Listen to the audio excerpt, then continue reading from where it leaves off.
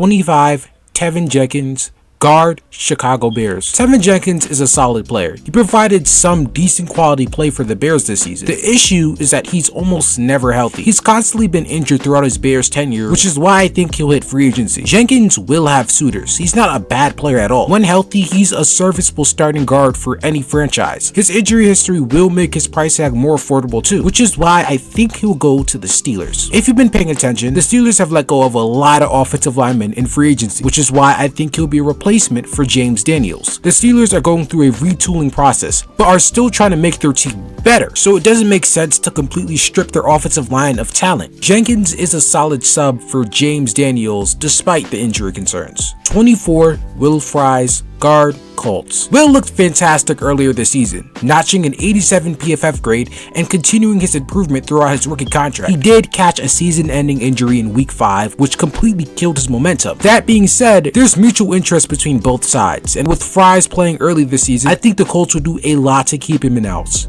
I have Will Fries re-signing. 23, Talanoa Hufanga, safety, 49ers. It's already confirmed that Hufanga is most likely not returning to the Niners, which makes sense. Hufanga is a good player. In 2022 and 2023, he performed borderline elite, posting great stats across the board. The issue is that he tore his ACL this prior season and will probably extend outside the price range that the 49ers are willing to stick under. Despite these concerns, Hufanga has still displayed elite safety play in the past, which is why I believe the Colts will pick him up. If you go all the way back to player number 80 something, I had the Colts letting go of Julian Blackmon. The Colts replaced Blackmon with Hufanga, who instantly upgrades their secondary despite the concerns he brings. Secondary options are the Raiders and maybe the Texans. 22, Drew Dalman, center, Falcons. I usually make re-signings quick, and sorry to spoil things, I have Dalman re-signing. Aside from there being interest in an extension from both sides, Dalman has been an anchor for the Falcons offensive line, especially in the prolific run game. His value as a run blocker completely sets up this offense for success and contributes entirely to their identity as a team. You never want to let a player like that go. Despite the fact that he may not be as good of a pass protector, his impact to the team's identity makes him invaluable to the Falcons. I don't want to waste too much time, so I'll keep it simple. I think the Falcons are going to keep him. 21, Carlton Davis, cornerback, Lions. Hey guys, I want you to go back to player number 40 in last video, Levi Onwuzurike, and listen to what I said there. I promise you it's relevant. Just do it, please. What Carlton Davis does on the back end for the Lions is far more important than what Levi Onwuzurike does for them on the defensive line. For those who don't know, Levi Onwuzurike is another expiring free agent. He plays on the defensive line. Before he got injured, Carlton Davis was a shutdown corner for the Lions and solidified their D throughout the first 15 weeks of the season. He provided stability for an inexperienced Lions secondary, and I seriously don't think the Lions can afford to lose that. Their secondary without Davis was a serious concern last season, but if they extend him and Arnold takes a jump, I could very easily see it being a top unit in the league. They have the flexibility to do so too. I have the Lions re-signing Davis. 20, Aaron Jones, Vikings, running back. Sheesh, we're in the top 20. Okay, I'm going to keep this one quick. Again, Aaron Jones signed a one-year deal for the Vikings and was instrumental in the Sam Darnold resurgence. More on him later. And with JJ McCarthy most likely being the starting quarterback next season, Aaron Jones would be the perfect safety blanket for him. The Vikings don't really have a replacement for Jones if he leaves, and they have used the void deal to extend the deadline to continue negotiations. Both sides are really looking to work out a deal and are mutually working to find an extension. It's in their writing, the cards are on the wall. Unless something catastrophic happens, a deal will be done. He's 100% re-signing. 19, Justin Fields, quarterback, Steelers. Aside from Justin Fields being placed at number 19 for some odd reason, there's no real clear direction to where his future lays. With Russell Wilson gone, most likely, I could see them keeping Fields to be their longtime QB, but the Steelers still want to win, so I don't really see them keeping him to be a starter. He could remain another year as a stash player, but again, I don't see that happening unless they sign Aaron Rodgers, which that could be a possibility. I mean, Jeez, I really have no clue where he's gonna go. The Jets? Maybe, I guess. The OSU connection could be appealing, but he's not better than Tyrod Taylor. The Titans, if they don't want to take a quarterback, I mean, would Fields be that much better of an option than Will Levis? I really doubt. The Raiders, maybe? I mean, I think that's possible, but the Raiders have their sights set higher. Like I've said for this entire series, the Raiders actually want to win games. What I will say is this: if I pick one of these paths, it has some implications when we're talking about other quarterbacks, which is why it's so hard to commit. But I think the Steelers will actually re-sign him, and I think they might keep him as a stash player, which also means I think the Steelers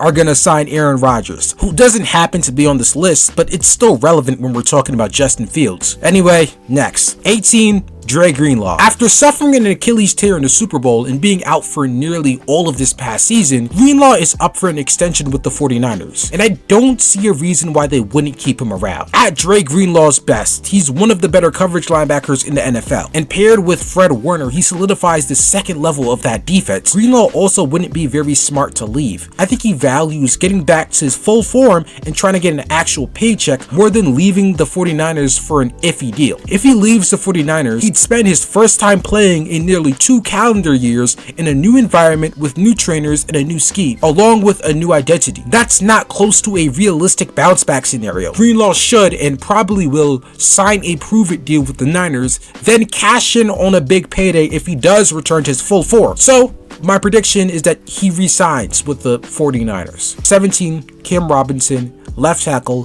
Vikings. The Vikings picked up Cam Robinson to replace all-pro caliber player Christian Darrisaw. After a rough start on the Jags, he filled that role on the Vikings perfectly. Throughout his career, Cam Robinson has been a reliable option for whoever he's blocking for, and this year he proved that by sliding in and being a very serviceable blindside protector in place of Darrisaw. But Darrisaw is coming back, and that means that Cam Robinson will hit the road. I have him signing with the Pats, who will finally acquire some offensive line help for their young quarterback in Cam Robinson, who throughout his career has succeeded as an above average left tackle, and I think who will be very good for Drake May in the coming years. 16, Malcolm Koonce, Raiders edge.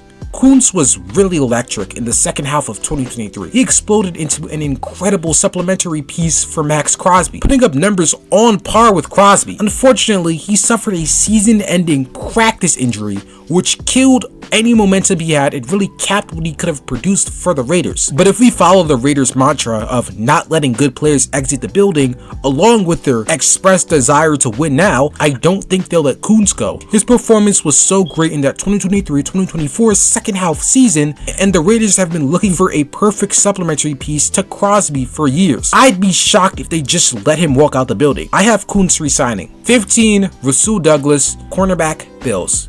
I'm gonna be real here. I have no idea what's gonna happen with Douglas. He's entering his age 30 season and hasn't played great in this most recent year, so I could see him being let go by the Bills. But at the same time, the Bills aren't uber talented at corner, and Douglas is a relatively cheap option for them, who, despite his struggles in this recent season, still has the ability to be a very good cornerback. Listen, Douglas won't be a long-term option for the Bills, which is why I think they'll pick a good cornerback and stash him behind Douglas as a developmental piece. Douglas is an integral part of the locker room and is pretty close with Bennifer. It would make sense to keep him as a supplementary piece and then run it back with the entire room and maybe a little bit more talent. I have him re-signing. 14, DeAndre Hopkins, wide receiver, Chiefs. The Chiefs aren't gonna keep Hopkins. He was a solid piece for them, but I doubt he's a priority. Actually, I don't doubt it. He isn't a concern at all. His age and his mediocre play just means he's gonna hit free agency. As for where he's gonna go, I can't really tell you. I think he's gonna choose to be a supplementary piece for a contending team. I could see him returning to Washington to live out his twilight years, or going to the Bills, but those options are kind of boring. I think he'll return where it all started, Houston. The Texans need receiving help, with Dell having his knee obliterated and Diggs' future being questionable, and cheap veteran help in Hopkins is never a bad idea. Confirmed terrorist Bill O'Brien is gone, so Hopkins has no reason to avoid them, and with the personal connection with Houston, that may actually attract him. Now, I don't know if it will happen, I doubt it will happen, but it's a fun scenario to play out, and this entire series combined is almost like 2 hours long, so cut me some slack, please. 13, Charvarius Ward, cornerback, Niners. The Niners extended Deommodore Lenoir sometime in the middle of the season, another one of their boundary cornerbacks. Now, I'm not Einstein or anything, but I think that, and along with some other moves, were in preparation to live on after Ward. Now, Ward has been a borderline elite cornerback for the past 2 seasons, consistently ranked in the top 10 per PFF, and even though that production trickled off a bit this year, he still is a very serviceable cornerback 1 for any team. Ward has also made it clear that he doesn't want to return to the Niners, and it's nothing malicious or anything, to be clear. He wasn't being a diva. The story is actually quite tragic. He said the passing of his daughter has been incredibly tough to handle, and the PTSD from actually let me just play the clip. Yeah, possibly. Yeah, possibly. You know, I got a lot of trauma in California. You know what I'm saying? I had a lot of great times, but you know, the worst thing that's ever happened to me, that's probably gonna ever happen to me, knock on wood, happened in California. You know what I'm saying? So it can just bring up bad memories. You know what I'm saying? Like every time I get on the plane and come back to California, Santa Clara, San Jose, and so up here, it's just bring up bad memories. You know what I'm saying? I go through that every day. You know what I'm saying? I go home every night by myself because, you know, my girl, she don't want to come back to California because of what happened. You know what I'm saying? So it's hard being alone, and, you know, she's my strength right now. I need her, and so her not being able to be around me if I'm in California would be tough, but, you know, like I said, stuff can change. You know, I can get stronger and probably get over that. You know what I mean? So, I mean, we'll see. Yeah, so I don't see him returning to the Niners or anywhere close to that. I actually think he'll go far from California, like the furthest thing from California, namely the New York Giants. We have no real idea of his motivations. I mean, it's clear that they aren't the traditional reasons, so I think the Giants, despite being a horrible team, have as good as a shot as anyone to pick up Ward, and they really need a cornerback. Deonte Banks was drafted in the first round a few years back, and after a meh rookie season, he was legit one of the worst cornerbacks in the league. I can talk for hours about Deonte Banks and his, weird inability to make any sort of play on the football, but again, I'll make this quick. Ward slots in at quarterback 1 and rounds out a very poor cornerback room. And as much as I slander Banks, he could work as a cornerback too. With Ward being the 1, a big hole in the defense is covered. 12, Haason Reddick, edge, Jets. Man, I hate this dude. I should have seen the sign that nothing was going to go well for the Jets this season when this dude willingly lost over $10 million in fines/non-paydays for literally no reason. I really don't want to invest my time in predicting where he'll go, but he's for damn sure not coming back to the Jets. He still has decent ability, I guess. He was an all-pro not too long ago, but no way teams are going to spend big bucks on him after the stunt he pulled last year. Maybe he goes to the Colts with their loss of Deo.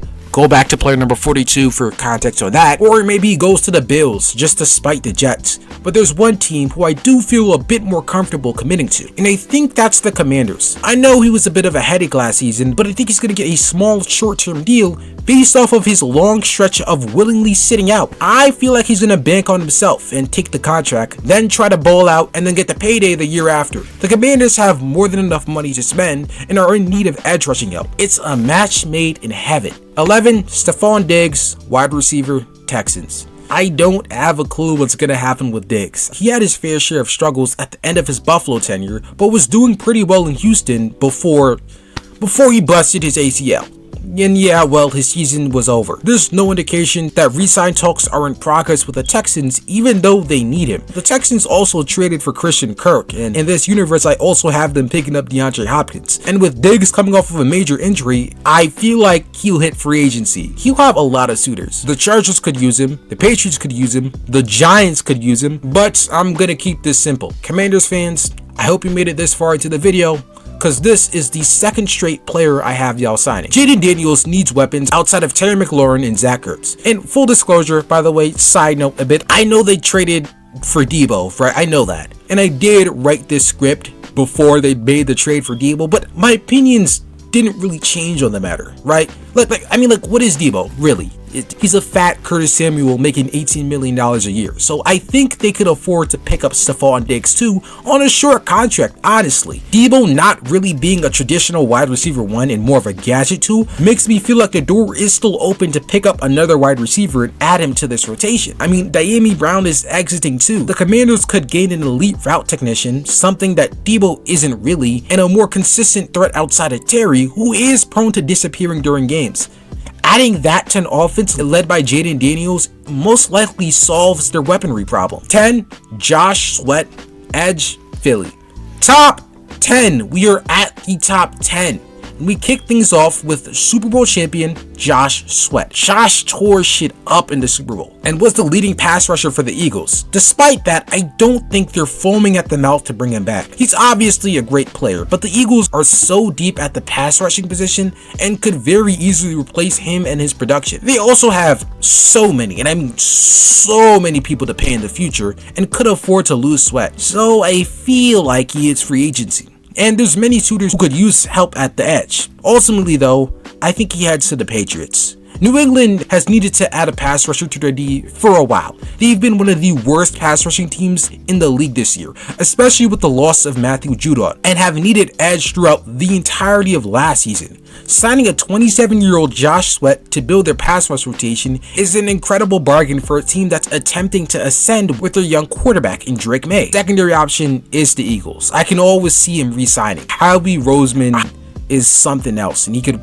work his devil magic somehow. 9, Sam Darnold. I desperately want to make my life easier so badly. I could just link this video right here and tell y'all to watch it and move on to the next player, move on to number 8. But my soul won't allow it. The things I do for you guys, man. Still, I genuinely do suggest y'all watch this video before proceeding with the segment. There will be spoilers for it if you care, but the video does go way in depth about the Sam Darnold's, situation. Honestly, way more in depth than I'm gonna go in a segment in a video where I have to talk about 99 other free agents. But in the video, spoiler alert if you're planning on watching it, I had him going to the Steelers, which I think could still happen.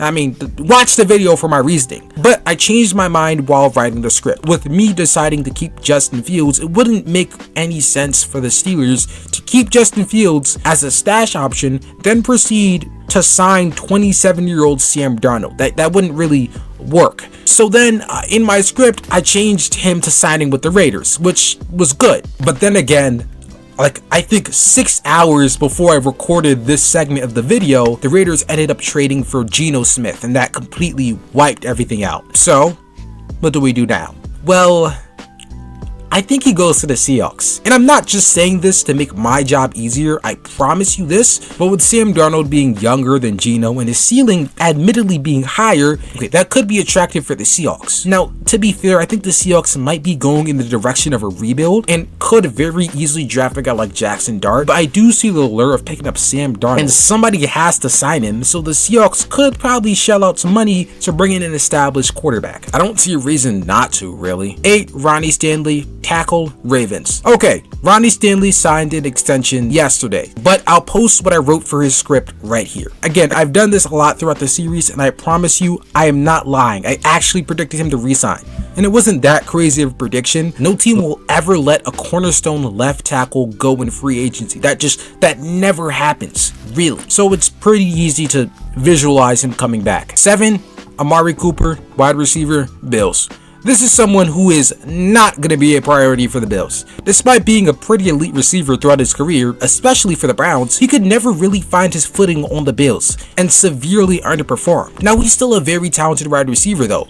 Even this year on the Browns, he displayed elite ability on multiple occasions. He's not a shell of himself or anything, which is why I think he'll still be pursued by a lot of teams. I think the one he'll go to though is the Baltimore Ravens. They're not rolling in dough or anything, but Amari Cooper performing poor at the end of the season should make him cheap enough to sign. And when you pair that with Lamar's need for weaponry and Coop needing to reestablish himself as one of the top receivers in the league, it's a match made in heaven. Other teams I could see are the Chargers, who do need weaponry outside of Ladd, or the Texans, who have a decimated wide receiver core. 6, DJ Reed, cornerback, Jets.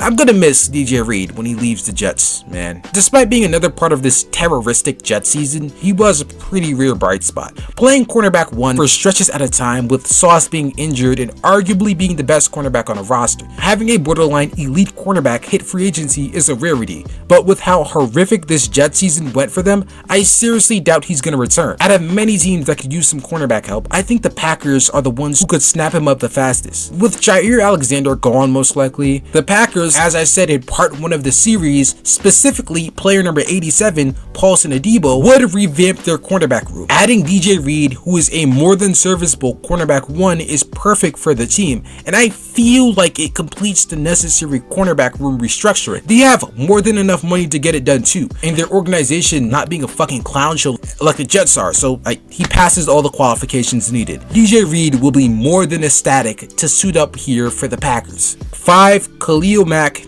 edge, Los Angeles Chargers. We're down to the final 5. Next up, we got Khalil Mack. I'll make this one quick. Usually with situations like this, where the player is contemplating retirement, they have them staying. I don't think Mack is playing more than 2 seasons, and I can't see him being disgruntled since the Chargers are an ascending team. Still though, the Chargers situation is interesting. They have not been afraid to cut ties with expensive players, despite their talent. And if they were just cool with cutting off Joey Bosa like that, I can't see them going out of their way to re-sign an older Khalil Mack, who probably won't be the cheapest. The team I do see him going to though is the Packers. Now you may say I'm lazy. There's genuine reasoning though. They've needed a bona fide edge rusher to assist Kenny Clark for years, and they have enough money to pick up Khalil Mack. He fits their timeline, being an older player while still displaying the ability to be an edge 1. This shores up the Packers defense and bolsters their pass rush. 4. Chris Godwin, wide receiver, Bucks. Chris Godwin was having a really great season until he dislocated his ankle and then was ruled out for the rest of the year. The tandem between him and Mike Evans really bolstered the Bucks' pass attack. They also extended the negotiation period a day, meaning there's mutual interest between both sides to remain married. And you know my rule, if there's mutual interest, especially with the extension, there's gonna be re-signing.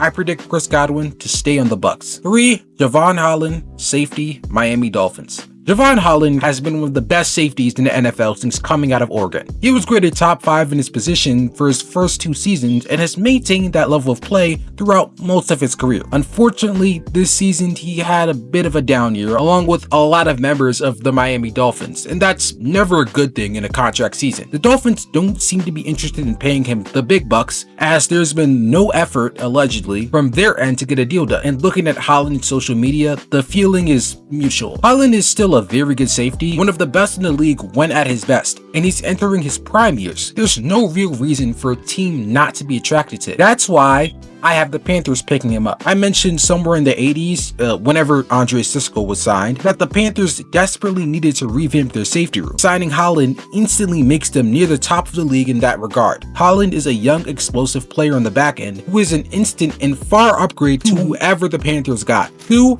Guard, Trey Smith. Originally, when I was writing my script, I'll post a screenshot here if you're curious, I had it between 2 teams, right? I had it between the Bears and the Patriots.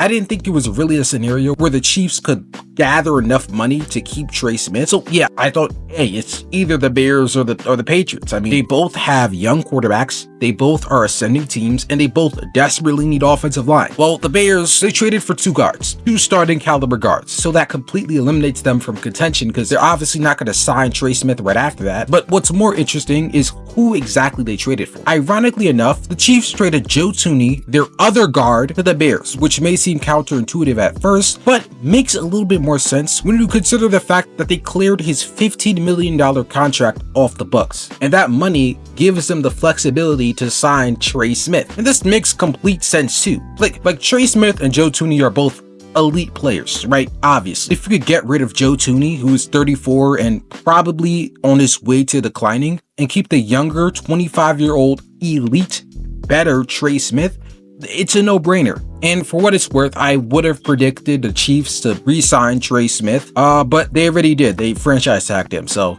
this is all for nothing. Next, number 1 wide receiver, T. Higgins, Bengals. Oh my God, we're here. Last one.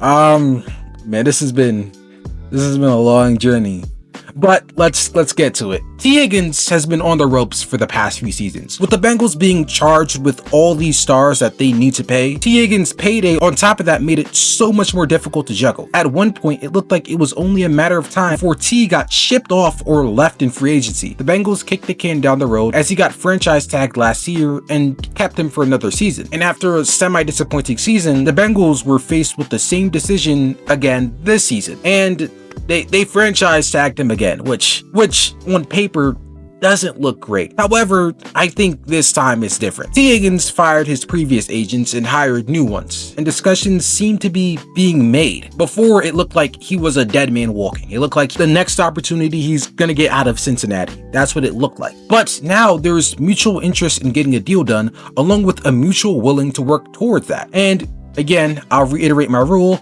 When there is mutual interest to keep the marriage together, I'm gonna predict that they'll keep the marriage together. Now, this isn't 100% guarantee, obviously. Things aren't completely peachy. I don't think Tee Higgins is ecstatic with being franchise tagged a second time, but I will uphold my golden rule, and I will say that Tee Higgins will sign an extension eventually with the Bengals. Okay, that's the end of the video. Hope y'all enjoyed it. I don't got much to say. It's been a long and grueling process.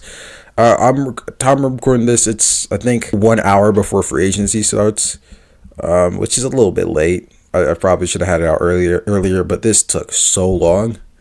I hope y'all enjoyed this, man. This took everything out of me. I think I might do this every year, even despite how long it takes. I enjoyed this process. The result was very fun. I think I got around like over 1.5 hours, almost 2 hours of content in general. So I'm pretty proud of that.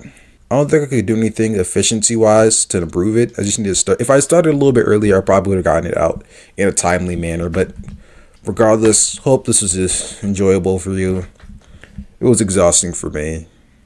Next video is probably going to be a regular video essay. I might rank all the quarterbacks for the draft again this year. I'll run a poll on what you guys want. But next video is going to be a video essay for sure. I'm not doing another big project like this ever, or in a while.